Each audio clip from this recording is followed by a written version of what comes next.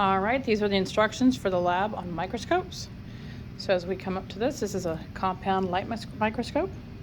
You will take the plastic bag off. Right here we have the ocular piece, also known as the eyepiece. Most eyepieces have a magnification of 10 times. This one does as well. The objective in place should be the 4x objective. How do you know it's a 4x? Because when you look on the side of it, it literally says 4x. That 4 right there. Your stage should be all the way down, the very bottom, right there. See that? So that's the proper way to store a microscope, along with the cord wrapped around. When you're going to come up to it, you're going to take the cord off. You're going to plug it in. And you're going to turn the light on. Right?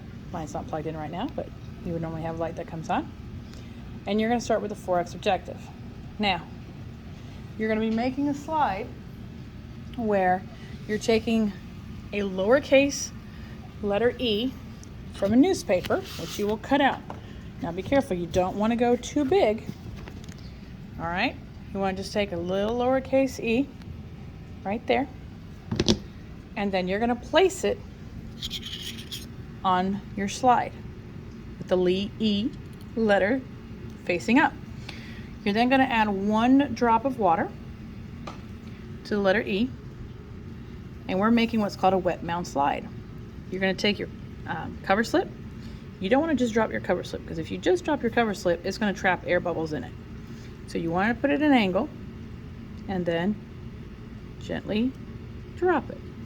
If you need to push down a little bit, make sure you use your nail and just push down.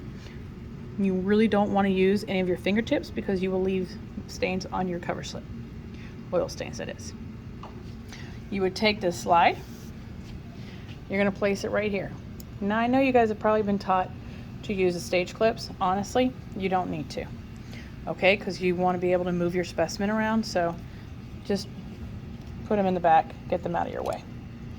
Now that you're going to try and look and focus, you're going to use what's called the coarse adjustment knob, which will move your stage up and down. Once you've found the best focus you can with the coarse adjustment knob, then you go to the fine adjustment knob. If you notice, the fine adjustment does not move the stage. This is called the stage. Our nose piece with the 3 objectives.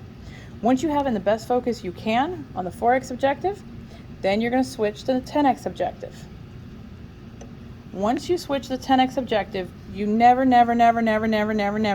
touch the coarse adjustment knob. Basically, when you're not on the 4x objective, you don't touch this again, because if you do, remember, it just moves the stage. You can crack your slide. Worse, you can crack your objective. And if you crack your objective, you might as well replace the entire microscope. Okay? Once you get in the best focus you can using the fine adjustment knob, then you can switch to the 40x objective. Now you kind of want to get right down to eye level to make sure you have enough space. Okay?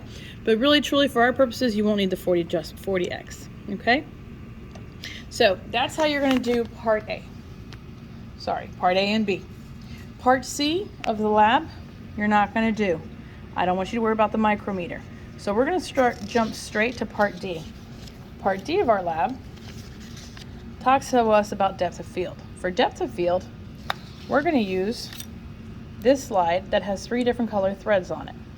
So you're going to come back here, coarse adjustment knob to get the stage all the way down, swap out, put the thread in, and you're going to start right back up. Okay? Best focus you can in 4x using coarse adjustment, fine tune it with the fine adjustment knob, then switch to the 10x, and off you go. Answer your questions. The final part is asking for a cheek cell and pond water. Obviously, with COVID, we no longer do the cheek cell, and other reasons as well, by the way. So we're not going to do a cheek cell. What we're going to do is we're going to use cork cells, and we're going to cut a sliver of that off. Okay?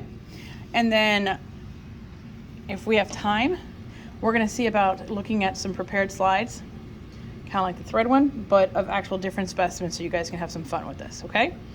And if we have pond water that somebody was kind enough to bring in for some stickers, then we'll be able to do that part too. Okay? And for pond water, I've got deep well slides, which are a little different. They're like this with a circle on them. and you fill them up with the pond water, and then we will add what's called proto slow, which is to slow down any little critters that are swimming around for us. All right, and that's it for today.